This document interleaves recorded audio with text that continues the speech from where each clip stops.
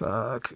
All right, we're rolling. Rolling. Planet B presents Cult and Culture Podcast.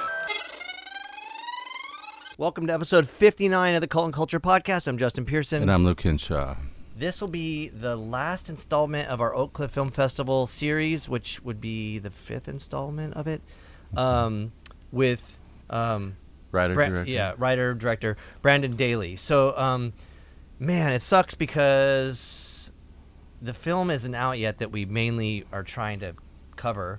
It's called Positions, has a $ before the word Positions. Incredible film. Like, brilliant fucking film. High-stress film. Yes. Take your blood pressure meds before watching this film, trust me. It is insane. So we'll dive into that in a second, but there's a couple, like he has some shorts that are available online, which I fucking love. So there's Technology Lake, which is like this crazy thing. I mean, I don't want to give it away too much, but the dude's jerking off with a VR headset and his dog saves his life. His house lights on fire and his dog saves his life. Fucking hilarious. Yeah.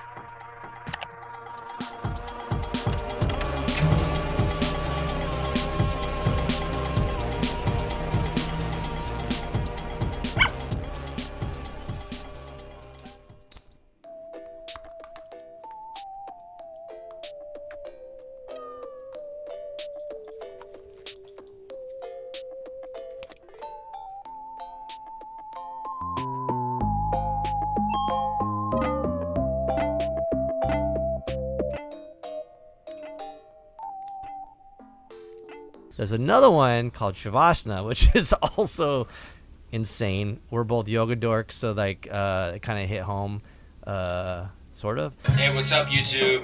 This is your boy Dragonfly89. I'm here to show you guys how to rip bongs today.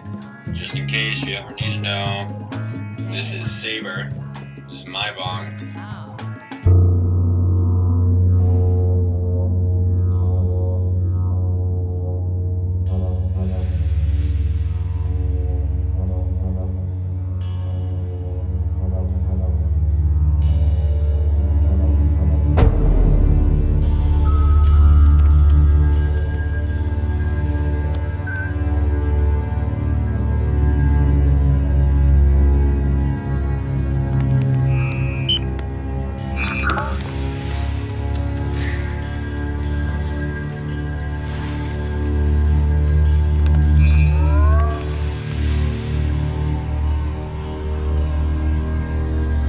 Oh.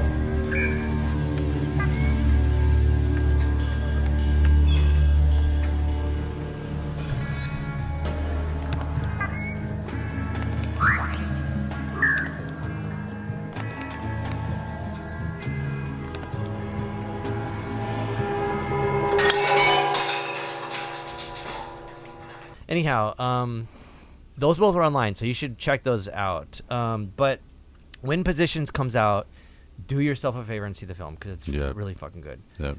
I don't know. We dove into all kinds of bizarre shit. We learned stuff, and it was rad meeting and talking to him. I think he's a fucking genius, like most of our guests. So, and he gave us a film lesson. Yeah, for this fucking we were dumb doing podcast. Everything wrong. Yeah, that sounds about right. Yeah, no, he was cool. The actor, hope I'm saying this right, Michael Kunicki, I got a chance to hang out with him over there. We did, and he was very cool. I forget the producer's name, but all of them were really cool people. Just all around good time with him. So, and I think like as you know, artists, I'll use air quotes. We have a very high standard for things, especially with film. I mean, we're both really into film, so for us to say like this film is killer, I mean, it is fucking killer. So just it's a wild ride. Yeah, just believe us on this. And again, like it's the last of the Oak Cliff Film Festival series that we did. I can't thank all of those people enough. It was awesome to be part of that thing. I look forward to doing it next year if they'll have us. So yeah, that is where we're about to head. So just check out this podcast. And before we let you dive into this, we want to say we have a compilation coming out, a podcast compilation, which features, I don't know, a handful of guests and their music. It's coming out on vinyl. You can get it on 31G's Bandcamp. You really should check it out. It's also insane. It's crazy to me personally that like we have a band on there that's also on there with The Exploited, which just fucking is like bonkers. Anyhow, it's killer. Everything about it's killer. The way it's laid out, like the pieces of the podcast audio that are in it. Anyhow, check it out. It's coming out. It might already be out when you see this. Anyhow, let's dive into this podcast. Yep. We'll see you on the other side. Right.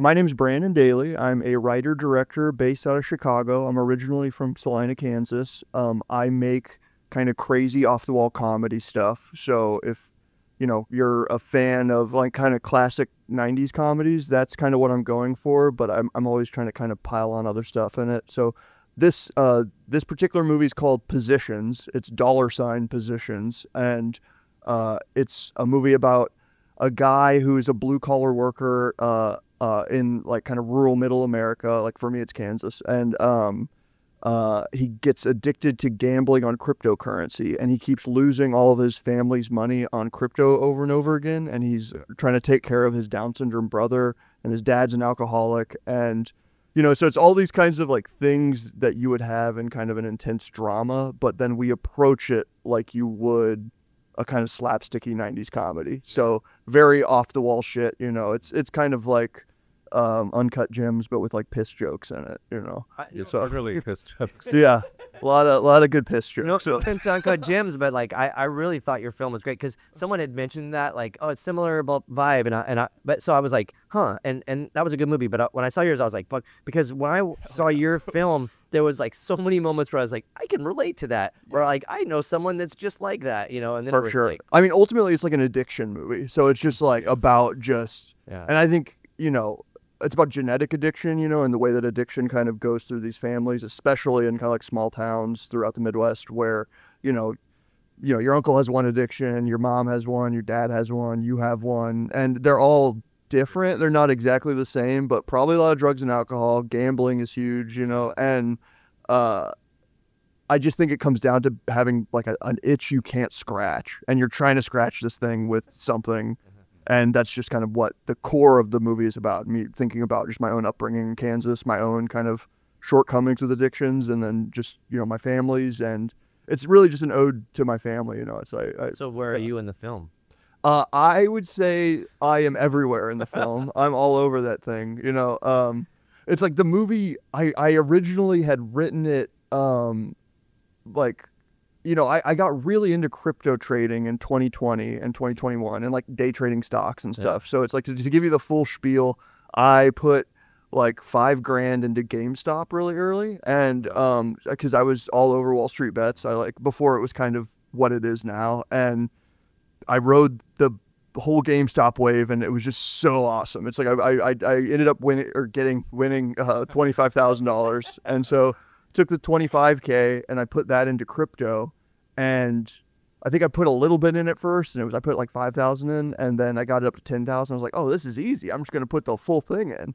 And then so I went from my initial investment of $5,000 in GameStop, and then at the top it was at like $70,000 total. Whoa. And then I rode it from $70,000 back down to $9K. And I believe I ended up exiting that market cycle at around 20 to 25. So ultimately it was like still a win, but had I just like walked after the GameStop thing, I would have had just as much money and like way more time on my hands. Yeah. But dude, crypto is just so fun because it is the stock market, but it doesn't close. And it's like, I think crypto gets a bad rap, like for being like snake oil or something like that. Are you pro crypto in general? I am. I like crypto, but like a lot of things that are bad for me. You know, it's like I don't think it's necessarily good for me. Like I love blackjack and I love jerking off and getting really drunk. You know, but it's like I don't really. I'm not like, dude, everyone needs to get drunk and jerk off. Yeah. You know, it's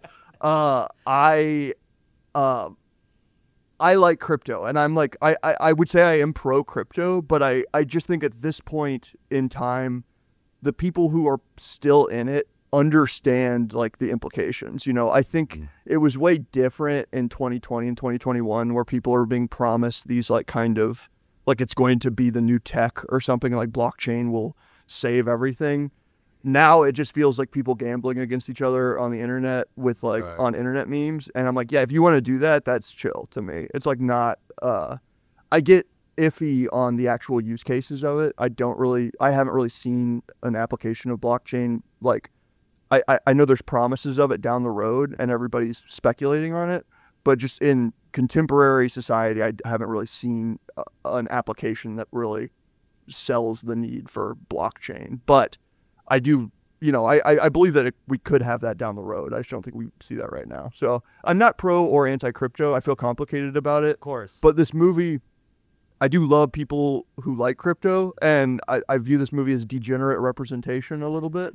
So it's like some people watch the movie and they're like, yeah, dude, you took down crypto. And I'm like, no. I want to, like, this is for the crypto bros. Like, this is for people who are on Discord and who are checking their phones instead of listening to their families or whatever.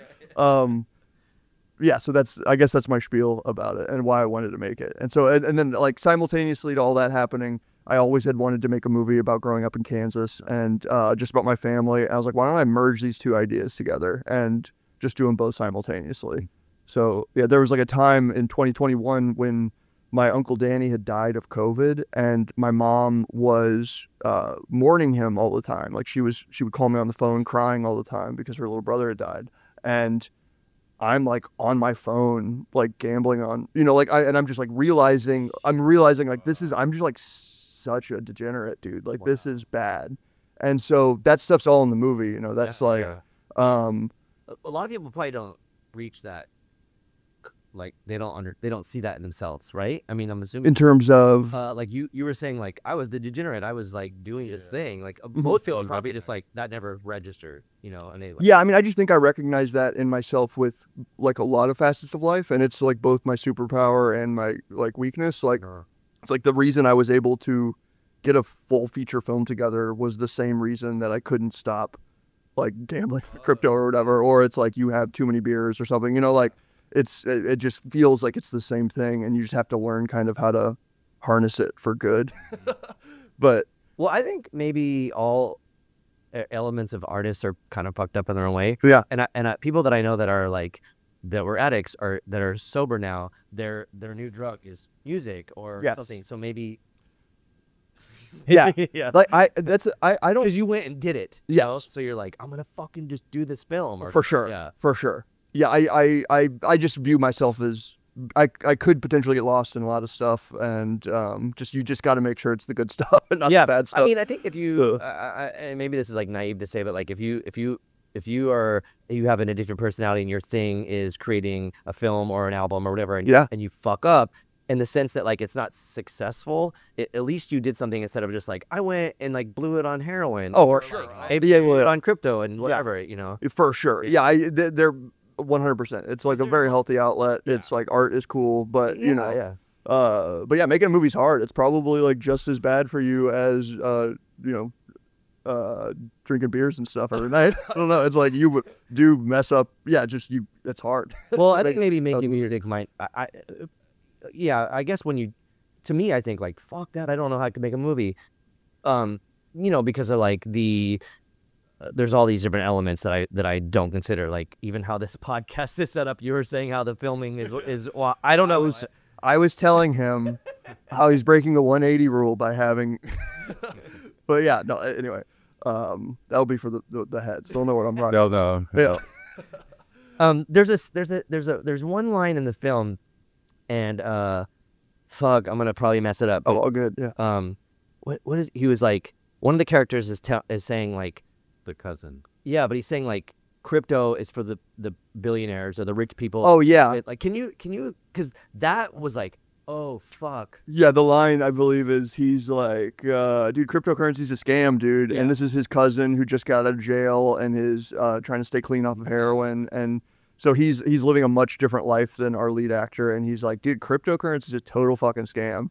And then Mike, our lead guy, goes, what are you talking about, dude? Billionaires invest in it. And he goes, oh, billionaires be scamming people, dude. That's how they make all that money. Well, that part made me think that you were against. No, I just feel complicated. I mean, I wouldn't say I'm for or against it ultimately at the end of the day. And this movie, I don't think this movie is really like pro or anti-crypto. You know, Hopefully it's like let's think and that you know. But yeah, it's like I just pump the brakes whenever anybody's like, yeah, your movie is like hates crypto. You know, Yeah. I want to be very non-judgmental of everybody in the movie, Yeah. like whether it's the heroin addiction or the, you know, So I for sure there's it goes back and forth in the movie, you know, because it's obviously like the lead guy, very pro crypto, and I just want to make him have the worst time possible. Yeah. So I want his street smart cousin to be pointing out, being like, yeah, dude, that might be a bad idea, dude. Yeah, Joey tells him what you should and shouldn't do.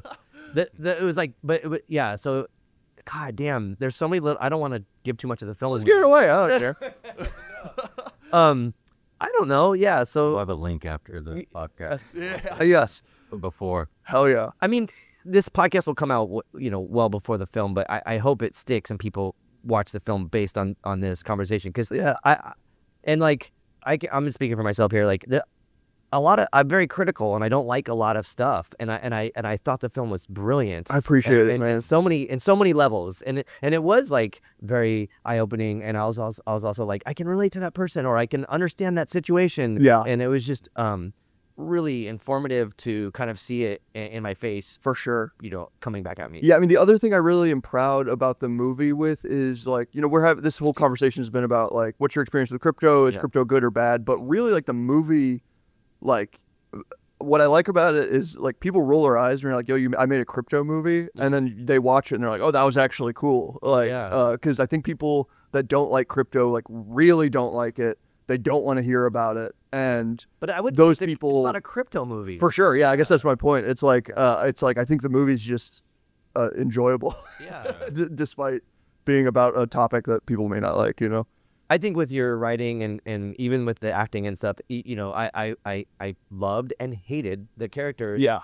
At different times, and it was Yeah. that's really good. For sure. Yeah, in the script stages, I was just like, let's make this guy as gnarly as possible. He's just as bad of a dude as possible. Yeah. And then we shot that script, and then in the edit, I was like, well, let's make this guy as likable as possible. Whoa. So it was this weird push and pull where I want people to like him, I want people to be invested for him, and I want people to be like, you are an idiot. Yeah. And so that was kind of the writing process of it, where pulling back in the edit, after you shoot it. Even like the his like he's addicted to that, but like how he doesn't drink or do drugs. He doesn't want to have sex. So you thought that. So it's like, holy shit, this like kind of, you're right. He's like lovable, but you fucking hate him. Yes. But it's like, oh, he's saving himself. Yeah, I mean, I wanted him to be a loser, and I think that's like what makes him likable. Like, because I think if he thought he was cool or if he was cool, but yeah, I make him socially unaware. I make him not be able to get hard, and I think that stuff is ultimately like why he's endearing. Because we're just like, oh yeah, I'm a loser too. When you see him on screen. Again, I don't want to give too many parts away, but like I love how he has a shitty job and everything's fucked up, and he takes his Down syndrome brother to work. Vinny Kretz. Yeah, which was like amazing in that film. amazing. There's so many moments with the two of them that are just really they just they nailed it. Yes. But I at this point where he's like fucking up at work, and then he's getting all this, he's like on his phone like getting a bunch of money, and then quits. I was like, yes.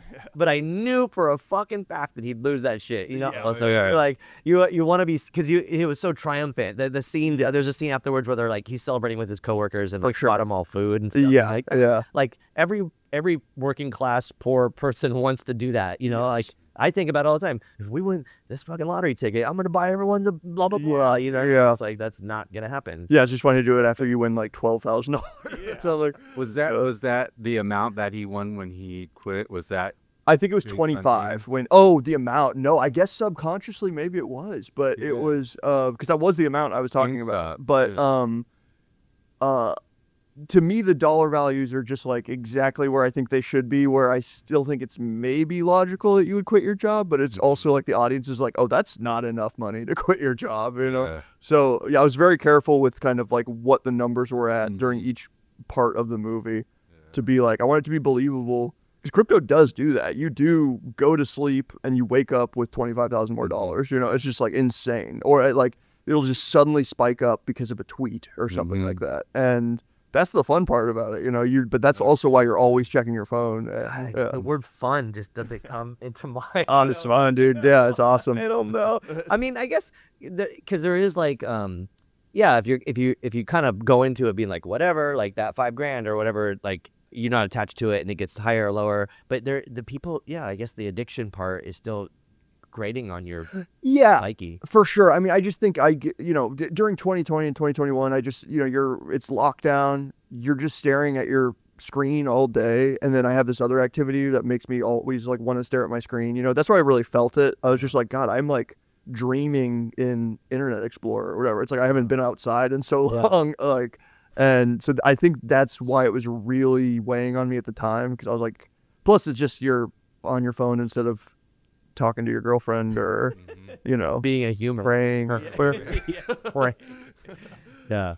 I mean, you could swap praying for crypto, I guess. You know, you're like, oh my God, I got to do the thing. Yeah, I mean, there is like a lot of Jesus, no. Well, it's I did. There's so many like Christian elements in the film too, because it's like with the Cousin Travis character kind of and his arc, and him kind of using religion in place of heroin and stuff. And it was just, I mean, at the core of the movie is just about people kind of who are in troubled positions, believing in a higher power, and you need that in order to kind of like live just in the day-to-day lives that we have to live in, where you're struggling with bills and you're struggling with your family. And so the parallels between the crypto and the religion were always like very strong to me. I was interested in thinking about that. Like he was coping with his like addiction, like when he's like, no, I don't want that, or when he's like, I can't take that, and he's like, no, if I have that, then I'm gonna go. But yes,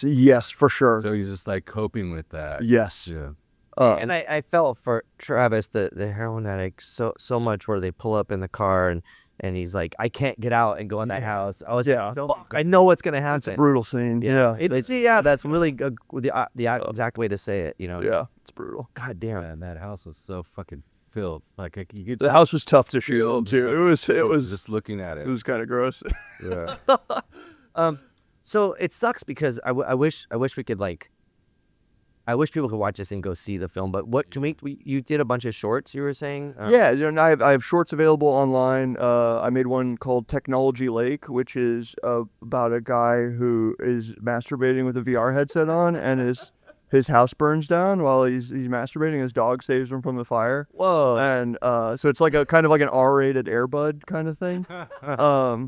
Which I love doing animal movies. It's like I would really love to do a feature animal movie. So that's something that's percolating in the back of my mind, being like the next thing, because like that movie Strays came out, which I was like, that's a good one. I was so bummed when it came out, because I was like, I wanted to do the R-rated dog comedy, but I also love that movie. I think they did a really good job with it. But, they did, I don't know.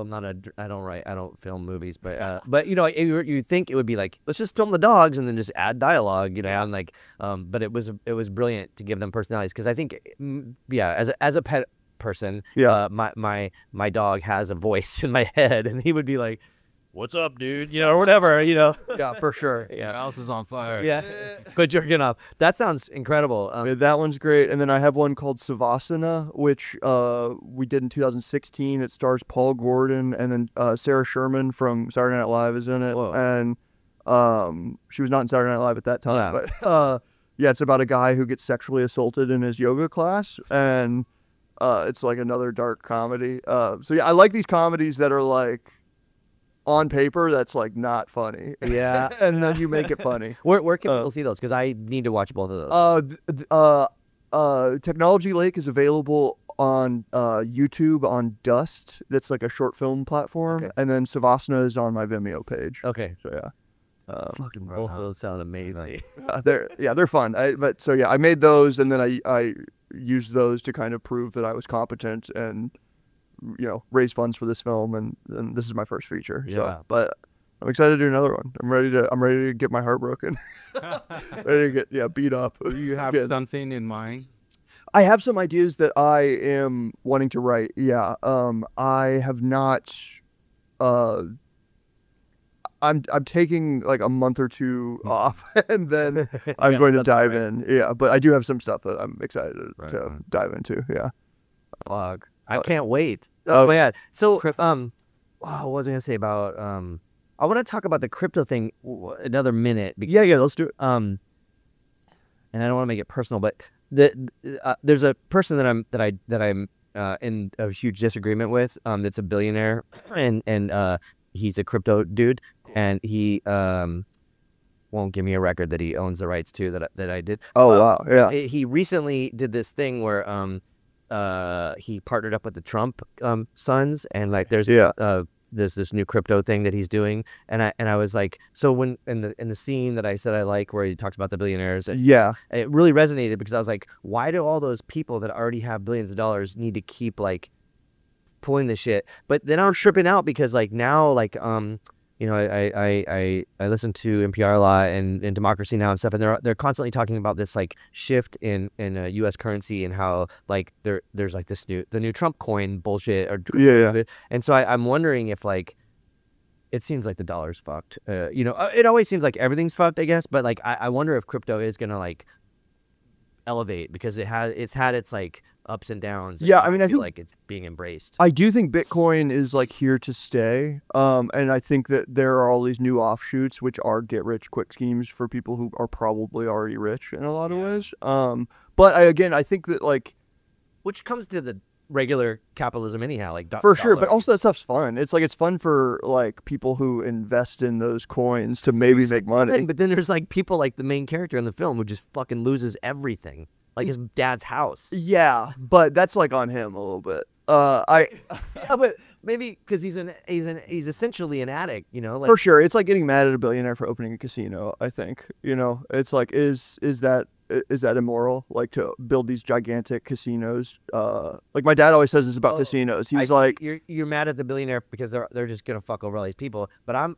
not saying like be mad, but I'm saying like the people that are on the bottom who have nothing and they just keep fucking up. Like yeah, the billionaire sucks to do that, but like, and I'm not saying like.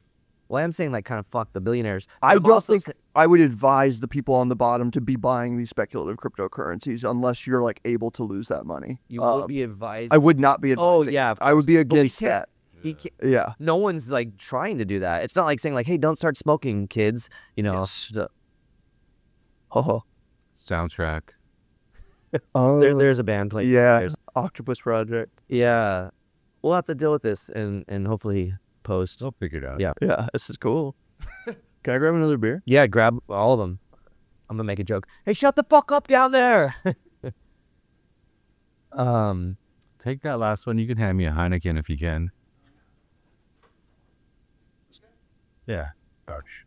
You want? No, I'm good. We should have Andy edit it and put like intermissions. I'll go to the lobby. Yeah. That's fucking crazy. Hopefully they. Okay. Well. Are you the sole writer? I wrote it. Yeah. Okay. So I wrote it alone. But wait, I want to touch on the thing one more time though. So your main comment though is you were saying, do I agree if that billionaires should not be starting crypto coins? Is that your takeaway or no? And again, it's like you said, it's complex. Yeah. And I'm not like pro or I'm not ever gonna fuck with crypto. I'm like anti-billionaire for sure. I think we're on an unsustainable path, and it just fucked up how people are living, especially like with AI and with like all these technological revolutions coming. Like working class people are like in trouble, and I for sure agree with that. Yeah. But yeah, I getting mad at a billionaire for launching a coin to me is the same as getting mad at them for launching any sort of business that like kind of doesn't represent the people. Or that takes advantage of lower income people, maybe. Of course, but I mean that's capitalism, and that's the way to live. And I'm not. I fucking. But it also is. I mean, I'm like pro-capitalist too. It's like I like. Wait, I like a lot of elements of capitalism too. I just think we're in late stage capitalism, But I do think there's ethical capitalism. I'm not anti-capitalist. I run a fucking record label, For sure. But I think there's ethical. But I think when you become a billionaire, there's just you don't need that. One person doesn't need that amount of wealth. You should distribute it that other ways. For sure. I think that I don't know what you guys think about Bruce Springsteen. I'm not the biggest fan of his music, but he is now. I'm not. But he's a billionaire, I guess. I just found this out, and I think like people like him who have a conscience would absorb that lifestyle in a more productive, humane way. Where like Warren Buffett's really cool. I love Warren. He's like gonna just give away all his money when he dies. Like that shit's killer. Yeah. But I'm pretty sure like Donald Trump Jr. and Elon Musk are gonna just keep fucking over the planet and everybody in their way. Yes. So yeah, ethical capitalism exists, and then I think it's I think a decent billionaire is probably a rare breed of billionaires. It's tough. I'm pretty sympathetic to most people. Like, it's hard for me to, but sympathy for like, let's say, Jeff Bezos. I could give a flying fuck about that guy. I think that also though Amazon's like a really cool thing that people like use every day. So it's hard to like, people like having access to all goods and services that have ever existed, like at the touch of your finger. But and that's okay. So this is a big conversation because it does affect smaller businesses if you don't become part of this thing. Of course. And I think that small businesses are harmed by things like Amazon. Yeah, but I also it's just a tricky line because small businesses are also like less efficient for humanity in a lot of ways. Like there's a reason that things win over time, and it's driving they make goods and resources cheaper for people to access. You can get more food by these big corporations existing. But yeah, for sure, it seems cooler to have a bunch of small businesses. I agree with that. Well, also because when you have these like, I guess like, let's say like factory farming or I don't know, whatever, like major conglomerates that are churning out, or like sweatshop manufactured garments, like that shit kind of sucks for people, for the environment. Like, and I get it, like basic humans that are, let's say like, I don't want to like I don't know, like the characters in your film, like they can't afford luxury, or organic or ethically sourced garments, or they have to go to Walmart and buy the crap that's fucking not produced in an ethical way. For sure, I understand that. So I think like maybe the whole system just sucks. So yeah, there's things that need fixing. Dude, my real take is we should not be allowed to return stuff. That's my real. I think that would fix everything. Yeah, don't fuck around because people just like click, and then send it right back. Yeah, and it also would then you rely on the brand more. Like the brand means more if you can't return stuff, and they have to increase their quality. Whereas it's just driving But I think that the return lifestyle has driven things like down in quality because you can just return it if it's bad. There's like no risk. You should have some accountability as a buyer though. Yeah, but I was gonna make a joke. You just saved yourself.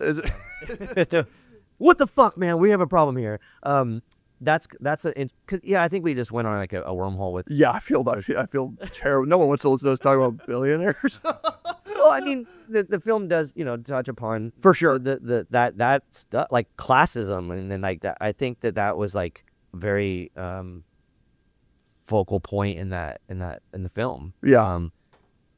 Anyhow, I feel I think we're in agreement with on most. So who's the guy you're arguing with? Yeah, what's his name? Steve Aoki. Oh, cool. Oh, I didn't really argue with him. He won't speak to me anymore. His firm was like, you gotta quit talking shit. So you and Steve Aoki made a record together? No, he released one of my old band's records. Gotcha. And yeah, I guess we can talk about it. I don't give a shit. But well, we don't have to get no, sorry, in litigation trouble. I mean, it is kind of funny, and I maybe like. Dude, it'd be cool to get sued by Steve Aoki because he'd be like, "I'm suing you with a cake," when he'd throw it at you. He's like, "You're served with a cake." I don't think he's a good joke. He'd have to push play on his DJ thing first, though. he put out a record of mine, and the budget was $7,000, and then like 15 years later, we owe them double now, and I'm like, how did that happen?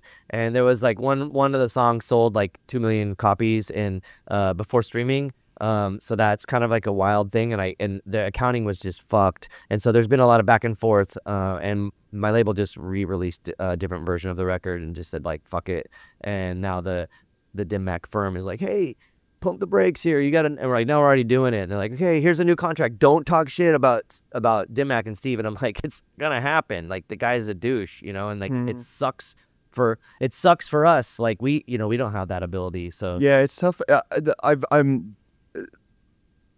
It's scary as like a creative person to be handing over the stuff to like the business people, and you just like have no idea kind of what they're gonna do with it. Similar things, like I'm assuming, well, because the music and film, I think, are both kind of fucked with the streaming stuff. And again, it's like you could say I hate Bitcoin or crypto, but you can also like say like Spotify is garbage. It's not good for people, for artists in any way. And I'm assuming that Spotify's like equivalent is something like a lot of the streaming services, but like, yeah, I mean, there's the enshittification of everything. Have you heard that phrase? No, but I love it. It's like where you start by making a product that's good for both suppliers and consumers. So like think about Uber, for example. Like they were paying a lot to people who were driving Uber.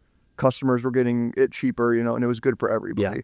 Then they squeeze the supply. So you hammer down on the supply side, and then you squeeze the consumer. You put ads on everything. Everything is just getting worse for both sides, but you have a monopoly on the business, so you can do whatever you want and make it worse for both sides, So we're in that phase, I think, with, Spotify did it to music, right? Yeah. And I believe we're kind of in the middle of seeing how that plays out for movies a little bit with just I love watching Netflix and watching everything, but it's hard to see it as sustainable for like indie film, which kind of goes back to like the Amazon model, because I feel like people just want like free everything. Like I just want Netflix with unlimited everything to watch for free, and it's like people just want to listen to music and never, like, the royalty rate is like 0.00002 cents, and you're just like, I'm never like, it's fucked. So god damn it.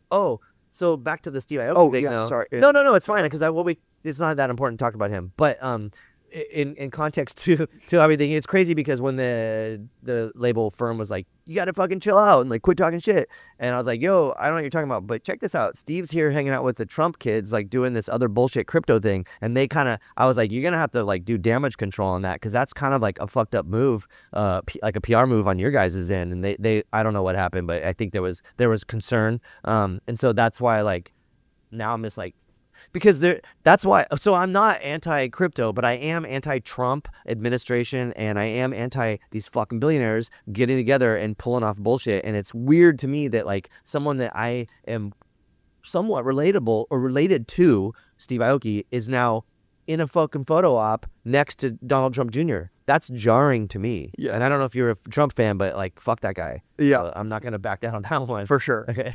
Yeah. So yeah, that was that. But damn, I feel like we've like covered all these like ethical economists, like kind of Talk about jerking off. Oh yeah, I want to ask you a question. Wait, who's the hip hop guy? You're the hip hop guy. What is your hip hop background? Shit. It started in I'm 47. I'll be 47. So since I was 16, I got a beat machine, a little Roland, and just started making beats. And that's so sick. Who have you worked with that I would know? Like him? No. I mean, probably the biggest name is probably be Kool Keith. Cool. Yeah. Kool Keith just acted in a Chicago movie. Oh, really? Yeah. Did he play himself? I believe so. I don't know much about the movie, but I'm excited to see it when it comes out. Yeah. Shout out to Keith though. That guy's wild. When we filmed the video with him, and it was like, we had this I don't want to derail this, but I had a conversation with Keith, and he was talking about our friend Nick Zinner and how he hung out with Nick Zinner's mom and all this weird shit. And I was like, Nick, we hung out with Keith, and he was telling me how like when he was hanging out with your mom and was at her house and all this stuff, and he's like, I've never met him. My mom definitely has never met him. And I'm like, I had a fucking 30-minute conversation. Oh, that's sick. Conversation. Whoa, that's awesome. About the flying turntables. Yeah. That's cool. I like Cool Keith. To me, my introduction to Cool Keith was someone gave me a Dr. Octagon record, and I was like, oh, this is totally bizarre shit. And I played in this band called The Locust, and someone said, it's like hip hop, The Locust. And I was like, oh, and that kind of resonated a little bit for me. But him and I started working together like on a film soundtrack and kind of got involved in things and became a band. And now we have a podcast, and here we are talking to you. Sick. So, yeah. Hell yeah. Full circle. Are you into hip hop? I love hip hop. Yeah. Back in the day, I used to rap a lot. Wow. Really?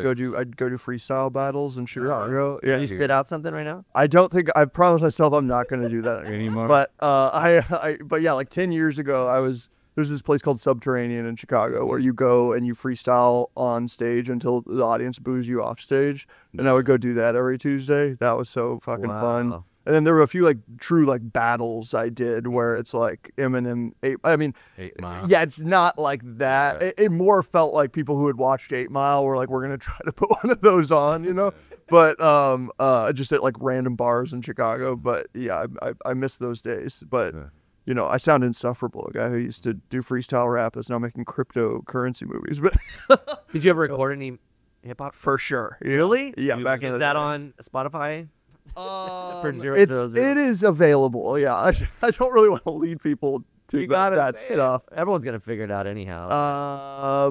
Yeah, no, I used to make a lot of stuff. I had a song with like 1 million hits on YouTube at one point in time, and when I was in high school, like yeah. Wow. But I miss it. I still miss it. I like I love.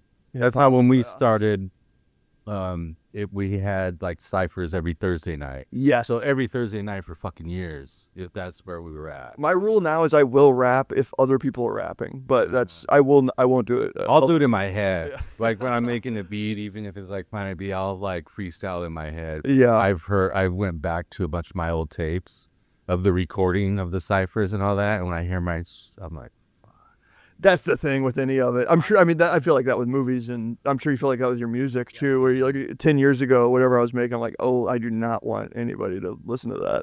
Yeah. You know? Occasionally, I'm like, I was 16. You know, that holds up. But it's very fun to listen to it like alone and be like, that's so cool. I made that when I was 16. You know, but then to be like, oh, it's like, you know, people probably still have CDs of this floating around. Yeah. I don't really. There's plenty of times where I'm like, what the fuck was I doing? But it's funny, like, because I think maybe you can relate to in this sense in like film, especially since you've done music and stuff. When I started working with him, he was like, oh shit, you should do vocal, because I sing and I play bass, but primarily sing. And he's like, you should sing on these beats. And I was like, oh, because all of his beats were awesome. But I was like, thank you. They were kind of like chill, you know? And I was like, I'm just screaming, dude. Like, I'm a fucking weird, rabid, banshee asshole yelling over like chill shit. So we had to like find this like, that's fun, medium point, you know, middle point to like not, so I didn't feel like a fuckhead, you know. But it's funny because his hip hop homies were like, that shit's crazy what you do, you know. To me, like, you need to go do that at a battle, and I was like, I can't do that. I can't freestyle. There's no fucking way. I could barely remember my fucking recorded lyrics, you know. So Idea and Abilities. Have you heard of those guys? They're like rappers out of Minnesota. Idea died, but he does like screamo lyric shit. Yeah. Oh, it was so good. It was like when I heard that in high school, I was like so hyped on it. But, Well, the funny thing is like you can't really understand all of the words, you know. So it's like it is pretty weird. But I like my one of my favorite hip hop MCs would be, I don't even know if hip hop would be like Clipping. I don't know. Clipping's great. And so like I'll listen to him and I'm like, how, even if you're looking at the lyrics, like I don't know how he does it. It's just like there's no way I could do that. So yeah, I wish I could. I really wish I could. Yeah. But then I'd be in a successful band if I could do that. So yeah, I guess the correlation from music to film, I'm sure you could relate, because I again, like you had like these kind of dark subject matter elements, and then a lot of humor, and like, yeah, I guess you reference like 90s stuff, but like I appreciate that, because I think that even when people are like politically charged and they're arguing with each other, the no one, you just yell at each other, no one's gonna listen. But it is like sort of having humor involved that makes these like larger topics digestible or absorbable. Yeah, I mean, I want the movie, like, I make movies, like, I want it to be like a movie that's fun to watch. You know, it's like I get bored very easily watching movies, and I want to make my movies just kind of like pack a punch, and like that's all I'm trying to do is just like make an entertaining thing. And I definitely have stuff I want to talk about, you know, just or like reflect on, but it's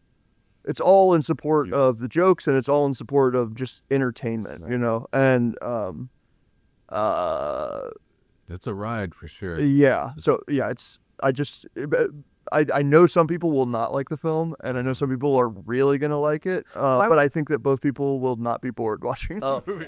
Well, why do you think someone would not like it? That's such a weird thing. I've gotten a lot of feedback that it's kind of overstimulating for certain people, where it's like so I don't like they want like I don't like Hallmark kind of film? slow meditative stuff, you know.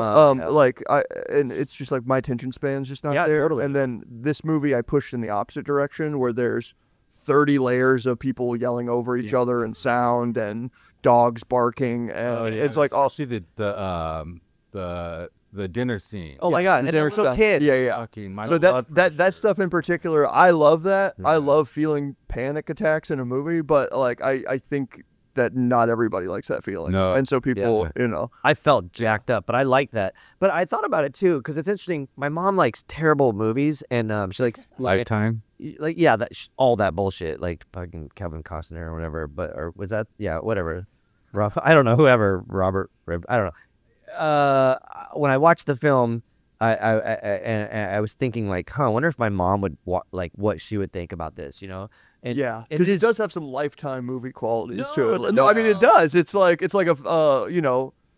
I was not saying that, but I guess I kind of think it could be a Lifetime movie if written by somebody else. I feel like I could take her to the movie, or that we could watch the movie together, and then she would feel thrashed afterwards, but like it, and I'm like, that's cool. Probably should do that. I would be curious what your mother thinks of the film. I'll let you know. I will, because I'll tell her when it's available. I will. I bet you she'll get through. Nah. 30 minutes? What did I try to What did he? She lasted with the music, with Norteño's music or whatever, for a whole day. Yeah. I mean, she'll come and see me play and be like, that was weird. Why are you yelling and jumping in the crowd? And, you know, what the fuck? You know, spitting and stuff. And I was like, all right, you know. But she's like, you know, everyone's nice. But I think that, I guess the reason why I brought my mom, though, is because you said that people wouldn't like it. And I guess I just think, I don't know, because I know people. I think if you're making a movie that everybody likes, it's probably bad. Yeah, but it's like I think in order to make a movie that's really, really good for certain people, you know, like that's the movie, like, oh, that's the movie I want to see. It's got to have some stuff that's not everyone's gonna like. You know? And I recognize that. Like, there's movies I watch, I'm like, oh, that was really good. I didn't like that. It has a good ending, though. It was sick. No, for sure. The movie has a lot of heart. There's a ton of heart in the movie. That's a fucking brother. I know. Yeah. The part where he goes and hugs him after he's left him. Yeah. I was like, that really was so touching. Yeah. If he didn't do that, if he was missing, I was gonna be so mad.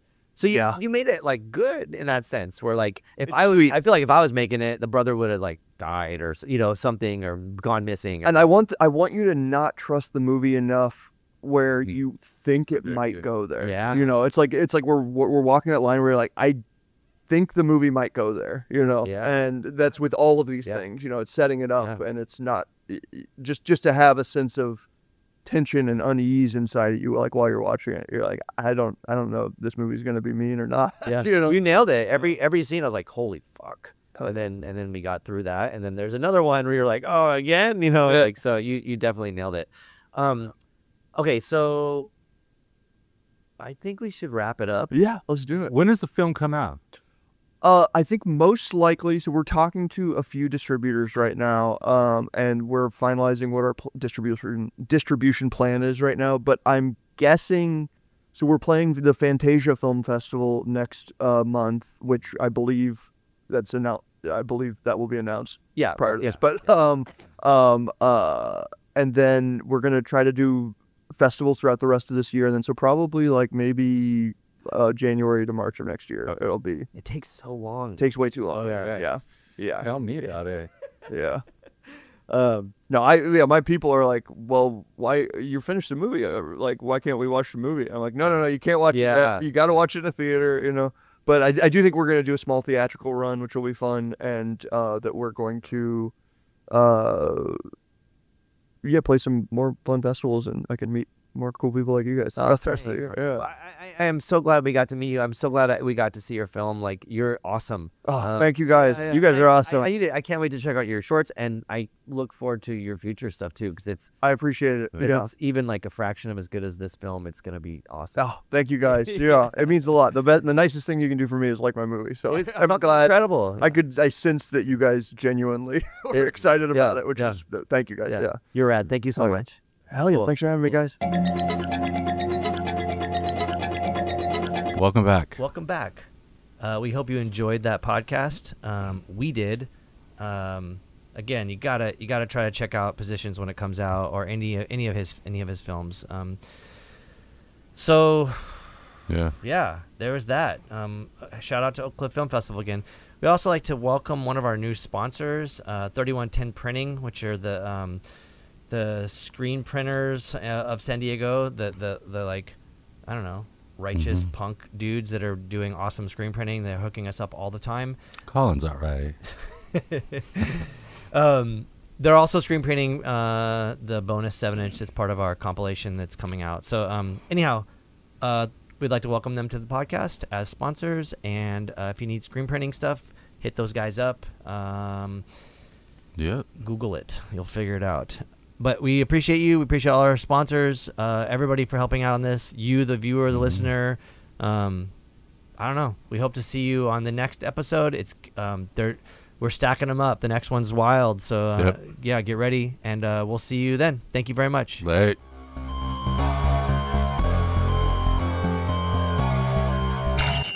Cult and Culture is a Ruinous Media podcast proudly sponsored by Earthquaker Devices, Heartwork Coffee, 3110 Printing, Kindred, Smashed Plastic Record Pressing, and San Diego Food Shed. Planet B.